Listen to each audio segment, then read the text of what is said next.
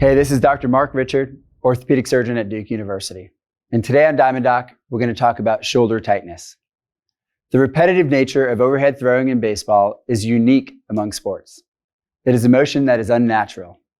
The human anatomy is not designed for the stresses of overhead throwing, never mind the repetition and the fact that baseball players try to throw with maximum velocity. There are adaptive changes that occur in the shoulder and arm of a thrower that are not present in other athletes. These changes help to place the arm in an ideal position to maximize throwing. One of the major adaptive changes is a shift in the range of motion of the shoulder towards external rotation. This is associated with several anatomic features. One of the resultant changes is that the joint capsule on the back of the shoulder gets tight.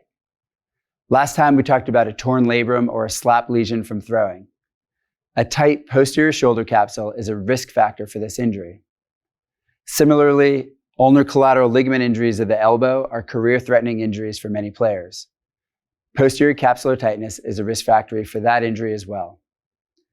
Researchers have shown that a side-to-side difference of more than 13 degrees of loss of internal rotation of the shoulder in adolescent pitchers has a 6 times higher likelihood of shoulder or elbow injury. To combat these changes, throwers should work to minimize posterior shoulder tightness. There are a number of stretches that can be done to maintain this flexibility and reduce the chance of injury. One popular stretch is called the sleeper stretch. The sleeper stretch is performed by the player lying on the same side as the throwing hand.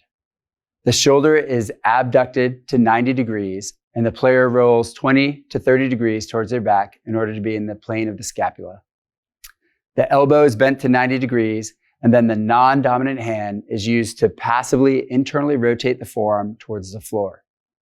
This is typically done for 30 seconds at a time and for 4 to 5 sets, both before and after shoulder range of motion or strengthening exercises.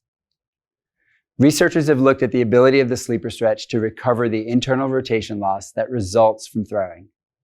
In one study, the incorporation of the sleeper stretch was able to cut the recovery time for internal rotation after throwing in half. Many other studies have demonstrated the ability of the stretch to improve the loss of internal rotation. While this stretch can be helpful and an important part of an arm care program, remember that there are many causes of shoulder pain and stiffness. If you have shoulder pain while throwing, be sure to be evaluated by a healthcare professional before starting treatment. Do you have other questions about shoulder tightness or the sleeper stretch? Please respond in the comments and ask your questions using the hashtag USAB mailbag.